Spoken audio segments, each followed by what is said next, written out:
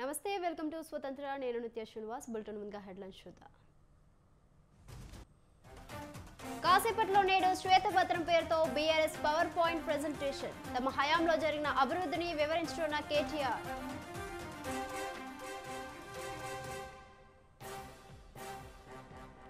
నేడు కడప జిల్లాకు జగన్ పలు అభివృద్ధి పనులను ప్రారంభించనున్న సీఎం. రాజ్భవన్ లో క్రిస్మస్ వేడుకలు హాజరైన తమిళిసై.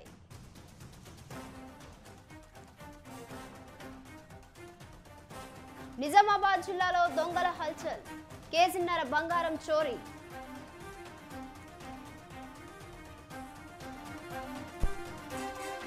రెండో రోజు పదాధికారుల సమావేశం, లోక్సభ ఎన్నికలపై కసరత్తు.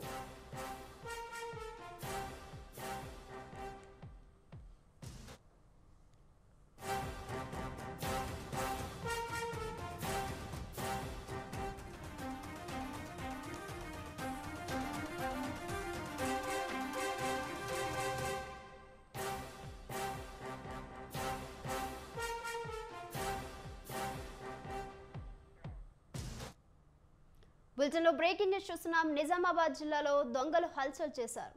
ఆర్మూర్ పట్టణ కేంద్రంలోని డాక్టర్ పవర్ ఈశ్వర్ చంద్రకు సంబంధించిన కిలోన్నర బంగారం చోరీ జరిగినట్లు సమాచారం. నిజామాబాద్ కోఆపరేటివ్ బ్యాంక్ నుండి ఆర్మూర్కు చెందిన డాక్టర్ ఈశ్వర్ చంద్ర తన కారులో బంగారం తీసుకొచ్చి మహాలక్ష్మి కాలనీలోని మహాలక్ష్మి మందిరంలో పూజలు చేయడానికి వెళ్లారు.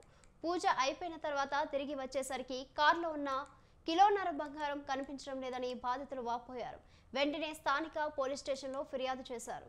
ఘటనా స్థలాన్ని కమిషనర్ కలమేశ్వర్ సందర్శించారు. బాధితుల ఫిర్యాదుతో పోలీసులు దర్యాప్తు చేపట్టారు. పెద్ద మొత్తంలో బంగారం చోరీ అవడంతో స్థానికంగా కలకలం రేపుతోంది.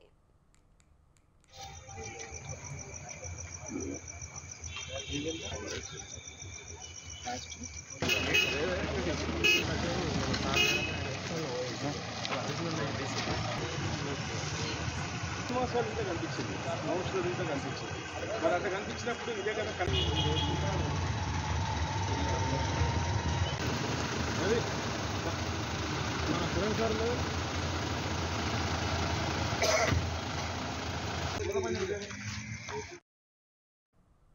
నిజామాబాద్ జిల్లాలో దొంగలు హల్చల్ చేశారు. ఆర్మూర్ పట్టణ కేంద్రంలోని డాక్టర్ పవర్ ఈశ్వర్ చంద్రకు సంబంధించిన కిలోన్నర బంగారం చోరీ జరిగినట్లు సమాచారం. నిజామాబాద్ కోఆపరేటివ్ బ్యాంక్ నుండి ఆర్మూర్కు చెందిన డాక్టర్ ఈశ్వర్ చంద్ర తన కారులో బంగారం తీసుకొచ్చి మహాలక్ష్మి కాలనీలోని మహాలక్ష్మి మందిరంలో పూజలు చేయడానికి వెళ్లారు.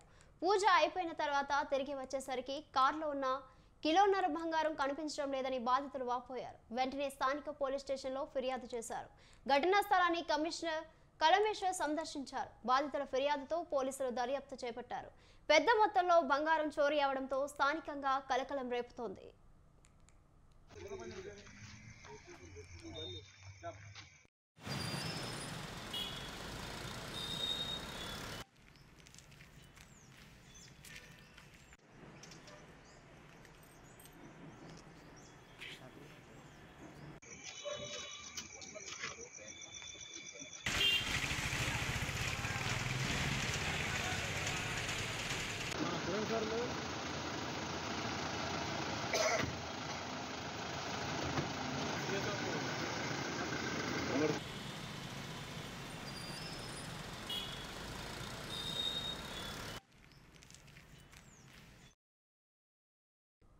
ఏపీలో ఎన్నికలు ఎంతో దూరం లేవు. మరో 4 నెలల్లో రాష్ట్రంలో ఎన్నికల సైరన్ మోగబోతుంది. అధికార వైసీపీని ధీటుగా ఎదుర్కొనేందుకు టీడీపీ జనసేన పార్టీలు ఇప్పటికే కథన రంగంలోకి దూకాయి.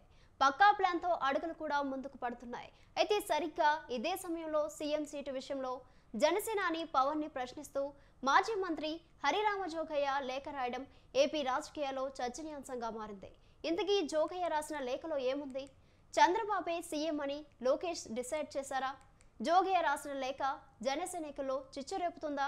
ఎన్నికలకు ముందే ఇలా ఉంటే ఆ తర్వాత పరిస్థితి ఏంటి?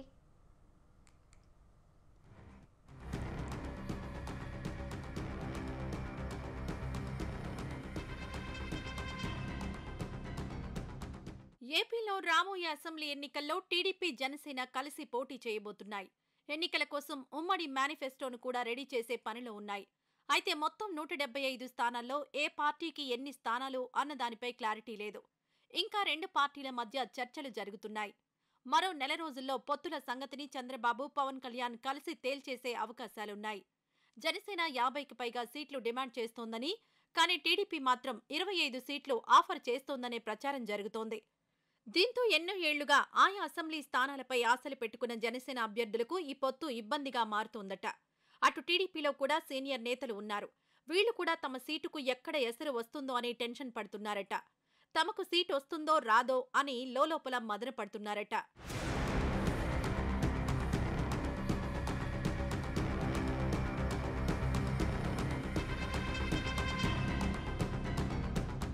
ఇకపోతే సీఎం సీటు విషయంలో కూడా జన సైనికుల్లో అనేక సందేహాలున్నాయనే టాక్ వినిపిస్తోంది. తమ అధినేత పవన్ ను ఎప్పటికైనా సీఎం సీట్లో చూడాలనేది జనసేన హార్డ్ కోర్ ఫ్యాన్స్ కోరిక.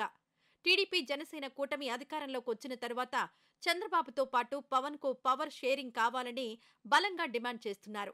కానీ టీడీపీ నుంచి ఆశించిన స్థాయిలో స్పందన రావడం లేదట. సీట్ల షేరింగ్ వరకు ఓకే, కానీ పవర్ షేరింగ్ విషయానికి వచ్చేసరికి మాత్రం ఆ పార్టీ నుంచి అభ్యంతరాలు వ్యక్తమవుతున్నాయనే ప్రచారం జరుగుతోంది. ఇది జన సైనికులకు మింగుడు పడ్డం లేదనే టాక్ వినిపిస్తోంది.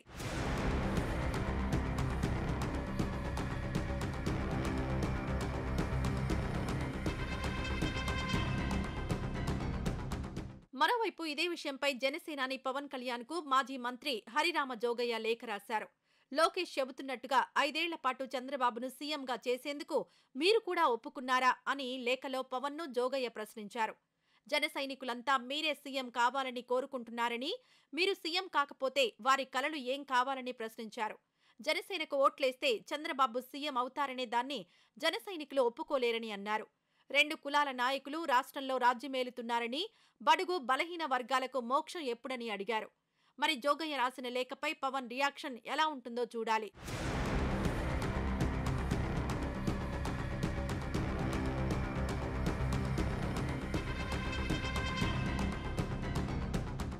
నిజానికి సీఎం అభ్యర్థిగా ఎవరు ఉండాలనేది చంద్రబాబు తాను మాట్లాడి డిసైడ్ చేస్తామని పవన్ కళ్యాణ్ ఇటీవల ప్రకటించారు.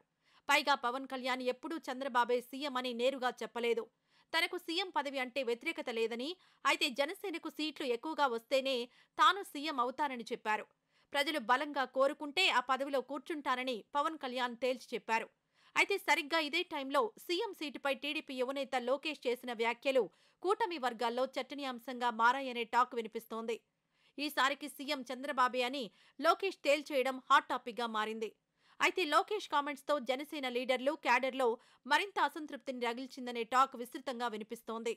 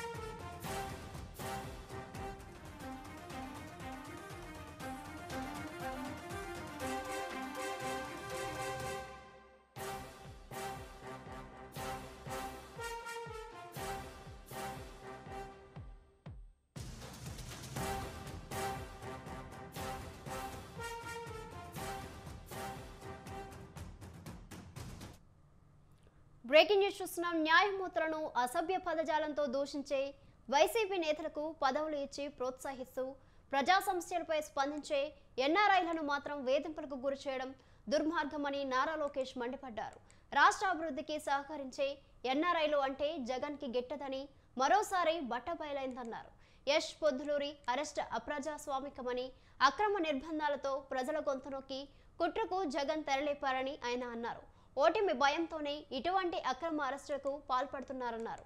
విదేశాల్లో ఉంటూ కూడా కన్న భూమిపై మమకారంతో ప్రజా సమస్యలపై నిర్భయంగా స్పందించే ఎన్ఆర్ఐ యష్ను అరెస్ట్ చేయడం దారుణమన్నారు. అనారోగ్యంతో ఉన్న తల్లిని పరామర్శించడం నేరమా అని ప్రశ్నించారు. ఎయిర్పోర్ట్లో దిగగానే అరెస్ట్ చేశారని, యష్ భద్రతపై ముఖ్యమంత్రి బాధ్యత వహించాలని లోకేష్ అన్నారు.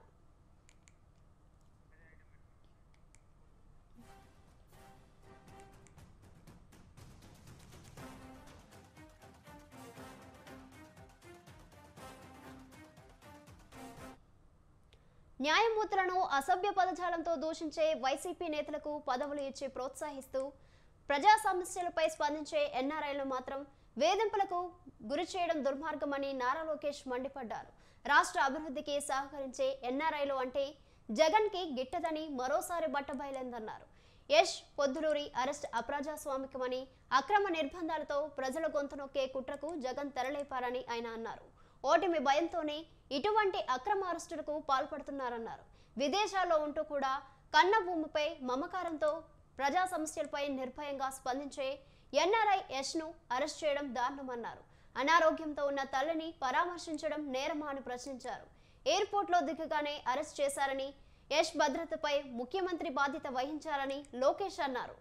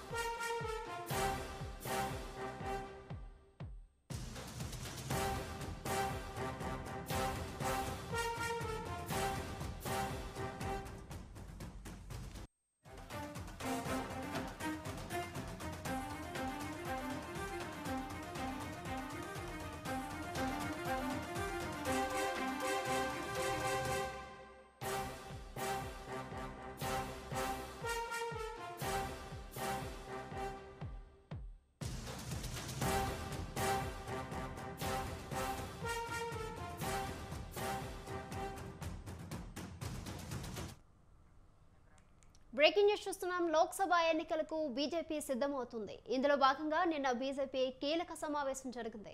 ఇవాళ రెండో రోజు మరోసారి భేటీ కానుంది. ఢిల్లీలో నిన్న జరిగిన పదాధికారుల సమావేశానికి అన్ని రాష్ట్రాల అధ్యక్షులు, ప్రధాన కార్యదర్శులు, వివిధ మోర్చాల అధ్యక్షులు హాజరయ్యారు. సమావేశానికి ముఖ్య అతిథిగా ప్రధాని మోదీ హాజరై ప్రారంభించారు. ఈ రోజు జరిగే సమావేశానికి హోంమంత్రి అమిత్ షా హాజరవుతారు. అన్ని రాష్ట్రాల అధ్యక్షులు పార్టీ పరిస్థితిపై నివేదికలను అందజేయనున్నారు. రానున్న పార్లమెంట్ ఎన్నికల్లో 400కు పైగా స్థానాలను బీజేపీ టార్గెట్ చేసింది.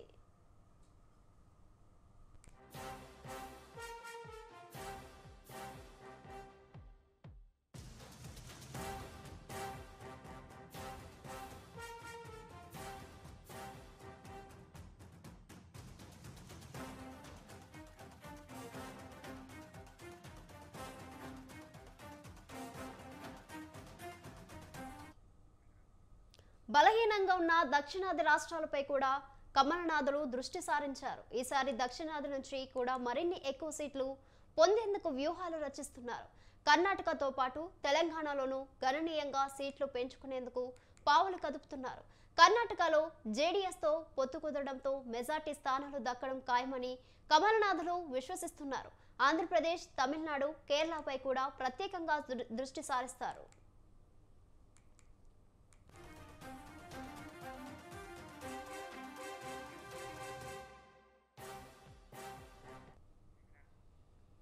మూడు రాష్ట్రాల్లో ఘన విజయాలతో దూకుడుపై ఉన్న కమలనాథులు ఇక 2024 లోక్సభ ఎన్నికలపై దృష్టి సారించారు. దక్షిణాది రాష్ట్రాలపై కూడా స్పెషల్ ఫోకస్ పెట్టారు. దేశ రాజధాని ఢిల్లీలో బీజేపీ నేతల కీలక సమావేశాలు జరుగుతున్నాయి.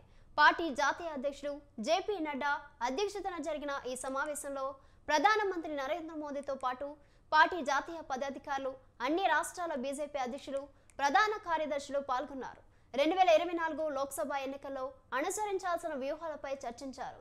బీజేపీ బలహీనంగా ఉన్న నియోజకవర్గాలను గుర్తించి స్పెషల్ ఫోకస్ పెట్టారు. ఆయా నియోజకవర్గాల్లో ఎన్నికల షెడ్యూల్ కంటే ముందే అభ్యర్థులను ప్రకటించాలని నిర్ణయించినట్లు తెలిసింది. మధ్యప్రదేశ్, ఛత్తీస్గఢ్, రాజస్థాన్ అసెంబ్లీ ఎన్నికల్లో ఈ వ్యూహం ఫలించడంతో అభ్యర్థులను ముందుగా ప్రకటించాలని నిర్ణయించినట్లు సమాచారం.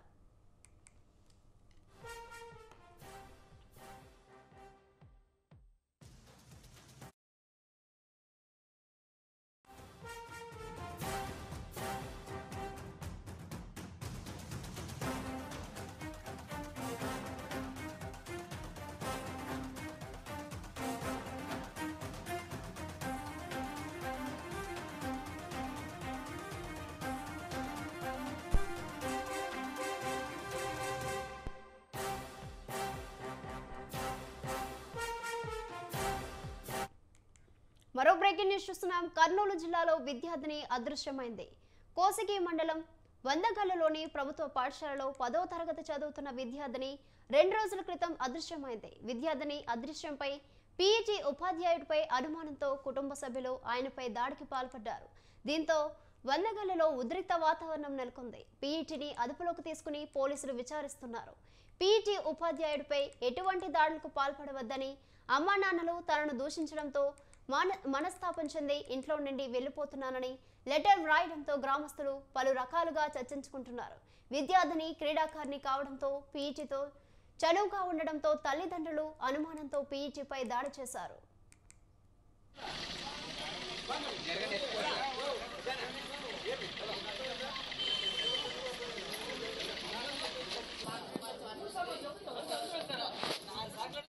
ఇచ్చేసి వచ్చాడని చెప్పినాడు పెద్ద మనిషి. వచ్చిన తర్వాత ఇచ్చినాము, తిప్పని సారు తీసుకున్నాడు. అమ్మాయి పేరు ఏమంటే సుజాత అని చెప్పినాము. అన్ని జిరాక్స్ ఇచ్చినాము ఆ మనిషికి. ఇచ్చిన తర్వాత నేను ఓన్లీ మోరు దాటినాము, అంతే. స్టేషన్ మోరు దాటినాము. ఫోన్ చేసింది అమ్మాయి. సార్ని అయితే ఏమని చేస్తే మీ మీదకి వేసేసాననింది. ఎందుకు పాప అంటే, లేదు బాబాయ్ నానైతే ఊరితో పోలేదు, నాన్న అలిగి వచ్చానే, నా అమ్మ నాన్న అన్నారు, నన్ను వచ్చినాను. నాకైతే ఏ రేదు ఉద్దేశం లేదు. ఎందుకు పాప అంటే నన్ను అమ్మ నాన్న అన్నారనే. సంబంధిత ఎస్ఐ గారిని కానీ సీఎం గారిని విన్నవిసుకుంటాం. అదేవిధంగానే డిఈఓ కానీ, డిప్యూటీఓ కానీ, ఎంఈఓలు కానీ, హెచ్ఎం కానీ స్థానికంగా దర్యాప్తు చేసి నీతిని తీసుకుని ఆయన సస్పెండ్ చేయాలని మనం చేస్తూ ఉన్నాం. సొల్యూషన్ ఇచ్చేసి వచ్చాడని చెప్పినాడు పెద్ద మనిషి. వచ్చిన తర్వాత ఇచ్చినాము. నల్ల బంగారు నేలల్లో సిరులు పండిస్తున్న సింగరేణి సంస్థ డిసెంబర్ 23న 103 సంవత్సరాలు పూర్తి చేసుకుని 104వ వసంతంలోకి అడుగు పెడుతుంది. 1889లో ఉత్పత్తిని ప్రారంభించిన హైదరాబాద్ డక్కన్ కంపెనీ 1920 డిసెంబర్ 23న సింగరేణి కాలరీస్ కంపెనీ లిమిటెడ్గా మారింది. బొగ్గు ఉత్పత్తిని ప్రారంభించిన 134 సంవత్సరాల సింగరేణి చరిత్రలో ఎన్నో మెరుపులు ఉన్నాయి, అలాగే సవాళ్లు కూడా ఉన్నాయి. వీటన్నిటిని అధిగమిస్తూ సింగరేణి నేడు మహారత్న కంపెనీకు దీటుగా లాభాలను ఆర్జిస్తుంది. సిరుల మాగాణి సింగరేణి ఆవిర్భావ దినోత్సవం సందర్భంగా స్వతంత్ర టీవీ స్పెషల్ స్టోరీ.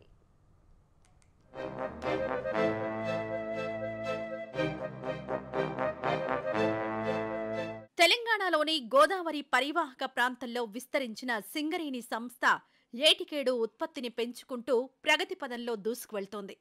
అనూహ్యమైన లాభాలను ఆర్జిస్తూ మరో శతాబ్ద కాలానికి కొంగొత్త ఆశలతో అడుగులు వేస్తోంది. చీకటి పొరలను చీల్చి దేశానికి వెలుగులను పంచే దివ్యగా సంస్థ రూపాంతరం చెందింది. దేశ పురభివృద్ధిలో తనదైన పాత్ర పోషిస్తున్న సింగరేణి సంస్థ నవ వసంతంలోకి అడుగు పెడుతోంది. 1889లో బొగ్గు ఉత్పత్తి ప్రారంభించిన సంస్థను 1920లో నిజాం పాలకులు స్వాధీనం చేసుకున్నారు. 1949లో రాష్ట్ర ప్రభుత్వం నుండి సింగరేణి సంస్థకు గుర్తింపు లభించింది. తొలినాళ్లలో భూగర్భ గనుల నుండి బొగ్గును వెలికితీసే సంస్థ 1961లో విద్యుత్ సాధనాలతో డ్రిల్లింగ్ పనులను ప్రారంభించింది.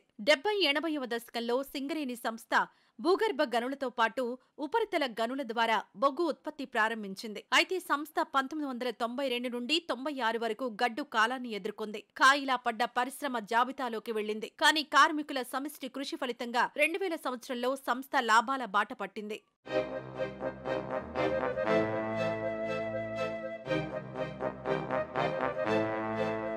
సింగరేణి సంస్థకు విజయ గాథలతో పాటు నెత్తుటి మరకలు ఉన్నాయి. 1938 మార్చి 12న మొహరం రోజున ఇల్లందులో జరిగిన ఘోర ప్రమాదం సింగరేణి చరిత్రలో అతిపెద్ద ప్రమాదంగా చెప్పుకోవచ్చు. ఆ గని ప్రమాదంలో 3 బ్రిటిష్ అధికారులతో పాటు వందలాది మంది కార్మికులు మృత్యువాత పడ్డారు. ప్రకృతి విరుద్ధంగా భూమి పొరల్లో బొగ్గును ఉత్పత్తి చేసే కార్మికుల ప్రాణాలకు గ్యారంటీ ఉండేది కాదు. ఆ సమయంలో ప్రతికూలమైన పరిస్థితుల్లో గని కార్మికులు విధులు నిర్వహించారు. అప్పట్నుంచి ఇప్పటి వరకు బొగ్గు గులాయిల్లో చీకటి సూర్యులు రక్తాన్ని చిందించి దేశానికి వెలుగులు పంచుతున్నారు.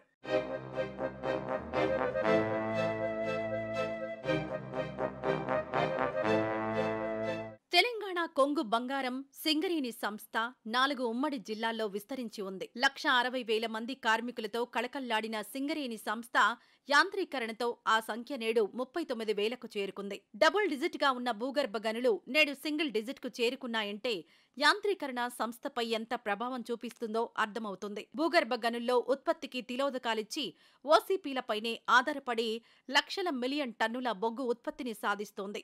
సంస్థపై ఆధారపడి ప్రత్యక్షంగా పరోక్షంగా లక్షల మంది జీవిస్తున్నారంటే అతిశయోక్తి కాదు. తొలి 60 ఏళ్లలో 60 మీటర్ల వరకు బొగ్గు ఉత్పత్తిని తీసే సంస్థ నేడు 700 మీటర్ల లోతులో బొగ్గు ఉత్పత్తి చేస్తోంది.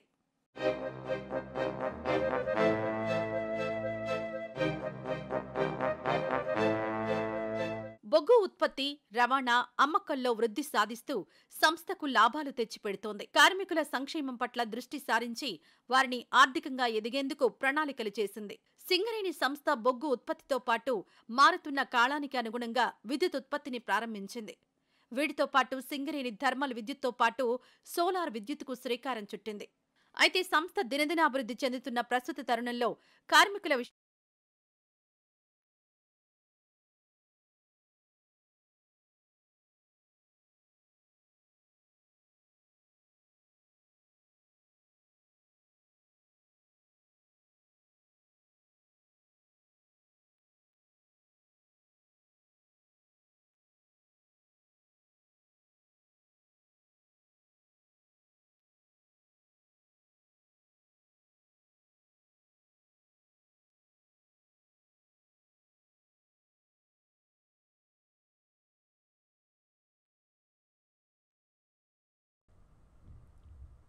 పండగ అంటే మంచిగా ఉండడం, మంచిని పంచడం, సంతోషంగా గడపడం.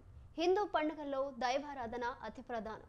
దేవతల ఒకరోజు, మానవులకు ఏడాది కాలం కింద లెక్క. దేవతల పగటిపూట కాలం ఉత్తరాయణం, రాత్రిపూట కాలం దక్షిణాయనం.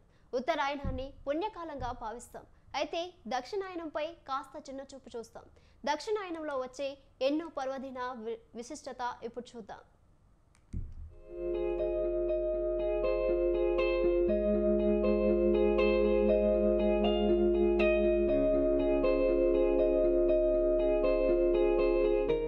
దైవ కాలమాన ప్రకారం మానవుల ఏడాది కాలం దేవతలకు ఒక రోజుతో సమానం. 6 నెలల ఉత్తరాయణ కాలం దేవతలకు పగలు కాగా 6 నెలల దక్షిణాయన కాలం దైవగణాలకు రాత్రి కింద లెక్క. సాధారణంగా ఉత్తరాయణాన్ని పుణ్యకాలంగా చెబుతారు, ఉత్తరాయణ పుణ్యకాలం అంటారు. అయితే దేవతల రాత్రికి చిహ్నంగా ఉండే దక్షిణాయాన్ని చీకటి కాలంగా అభివర్ణించిన ఈ కాలంలో దైవగణాల పగటిపూట వెలుగులకు ద్విగ్నీకృతంగా ఉండే పర్వదినాల కాలం ఉంది. ఆంగ్ల క్యాలెండర్ డిసెంబర్ నెలలో ఎన్నో మహత్తర పర్వదినాలు, దైవాలకు సంబంధించిన పండుగలు మనకు కనిపిస్తాయి.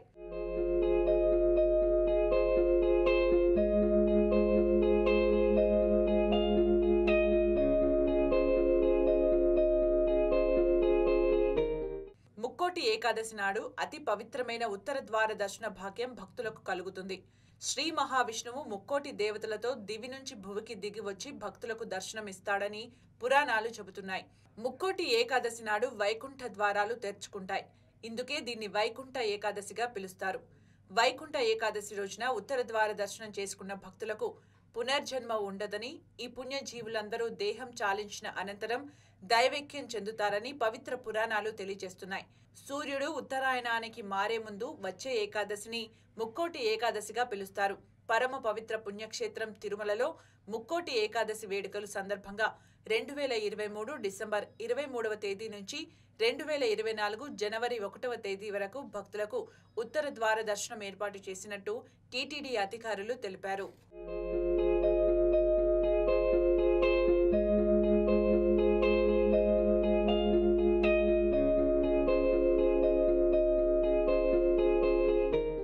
ముక్కోటి ఏకాదశి ఘడియల్లోనే శ్రీకృష్ణ భగవానుడు అర్జునునికి గీత బోధ చేసినట్టు పురాణాలు విశదపరుస్తున్నాయి. డిసెంబర్ 23వ తేదీన ముక్కోటి ఏకాదశి ఉత్తర ద్వార దర్శనం ప్రారంభం రోజుతో పాటు గీతా జయంతి వేడుకలను భక్తులు ఘనంగా నిర్వహించుకుంటారు. భగవద్గీత ఆవిర్భవించిన పరమ పుణ్యదినం గీతా జయంతి. శ్రీకృష్ణ భగవానుడు అర్జునుడికి చేసిన గీత బోధనలో అన్నీ తానే అని చెప్పే సందర్భంలో మాసాన మార్గశీర్షోహం అని చెబుతారు. నెలల్లో మార్గశిర మాసాన్ని తానే అని గీతాచార్యుడు చెబుతాడు. ఈ మార్గశిర మాసంలోనే ఈ పర్వదినాలన్నీ వస్తాయి.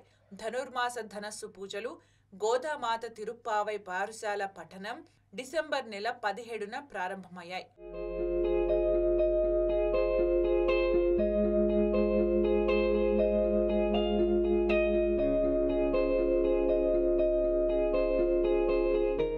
శ్రీరాముని నమ్మిన బంటు ఆంజనేయుడు, భగవంతుడికి భక్తుడు, భక్తులకు భగవంతుడైన హనుమంతుడు మహాబలవంతుడు, అతి సాహసవంతుడు, సర్వసమర్థుడు. డిసెంబర్ 24వ తేదీన హనుమాన్ జయంతి. ఈ ఏడాది హనుమాన్ జయంతికి ఎంతో ప్రత్యేకత ఉంది. అయోధ్యలో బాలరాముడి దివ్య భవ్య దేవాలయం అద్భుత రీతిలో నిర్మితమై భక్తుల పాలిట వరప్రదాయిని కానుంది. వచ్చే ఏడాది 2024 జనవరి 22వ తేదీన అయోధ్య రామ మందిరాన్ని ప్రధాని మోదీ ప్రారంభించనున్నారు. జనవరి 27 నుంచి భక్తులు అయోధ్య రామయ్య దర్శన భాగ్యం కలగనుంది. అయోధ్య రామాలయం ప్రారంభం సందర్భంగా దేశవ్యాప్తంగా రామాలయాలు, ఆంజనేయ స్వామి ఆలయాల్లో ప్రత్యేక పూజలు, విశిష్ట కార్యక్రమాలను ఘనంగా నిర్వహిస్తున్నారు. శ్రీరామచంద్రుని ఆలయాల్లో ప్రత్యేక కళ్యాణోత్సవాలు, పట్టాభిషేక మహోత్సవాలు చేపడుతున్నారు. రామాయణ, హనుమాన్ చాలీస పారాయణాలను శ్రావ్యంగా పఠిస్తున్నారు. కిక్కిరిసి భక్తుల నడుమ కొన్ని రామాలయాల్లో విశిష్ట పూజలు నిర్వహించగా పరమత సంఖ్యలో భక్తులు విచ్చేసిన అపరిమిత ఉత్సాహంతో కొందరు భక్తులు సీతారామ కళ్యాణోత్సవాలు, శ్రీరామ క్రతువులు నిర్వహిస్తున్నారు.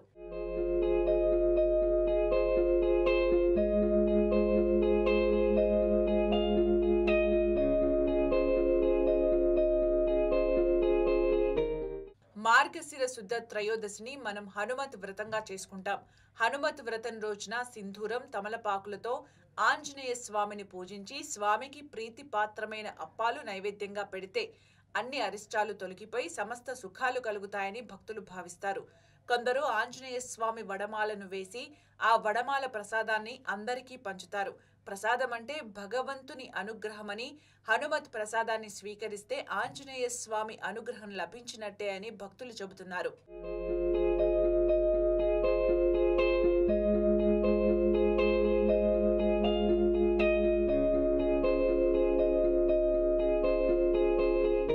హనుమత్ వ్రతంలో పూజించిన రక్ష ధరిస్తే హనుమత్ రక్షణ పొందుతాం.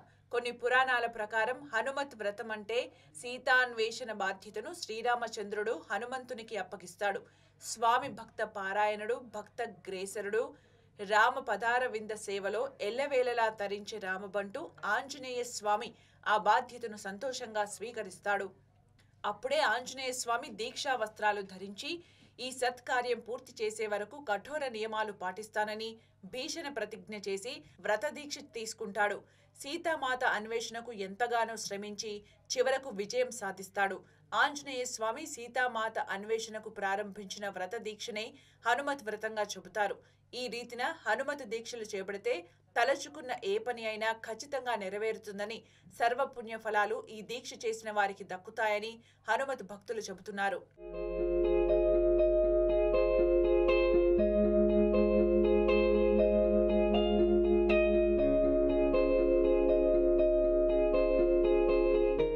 డిసెంబర్ అక్టోబర్ నెల 26వ తేదీ దత్తాత్రేయ స్వామి జయంతి. మార్గశిర శుద్ధ పౌర్ణమి రోజును దత్త జయంతిగా మనం నిర్వహించుకుంటాం. అత్రి మహర్షి మహాపతివ్రత అనసూయ మాతల పుత్రుడే దత్తుడు. త్రిమూర్తుల అంశంతో జన్మించిన మహనీయుడు దత్తాత్రేయుడు. అనసూయ మాతను పరిరక్షించబోయిన త్రిమూర్తులు ఆమె దివ్యశక్తి కారణంగా పసిబిడ్డలుగా మారతారు. ఈ కారణంగా అత్రి మహర్షి అనసూయ దేవులకు తమను తాముగా అర్పించుకుని దత్తాత్రేయునిగా మారతారు. దత్తాత్రేయ స్వామికి ఇష్టమైన గులాబీలతో పూజిస్తే స్వామి అనుగ్రహానికి తప్పగా పాత్రులవుతామని భక్తులు విశ్వసిస్తారు. దత్తాత్రేయుని చెంతన ఉండే 4 శునకాలు చతుర్వేదాలకు ప్రతీతి అని పురాణాలు తెలియజేస్తున్నాయి.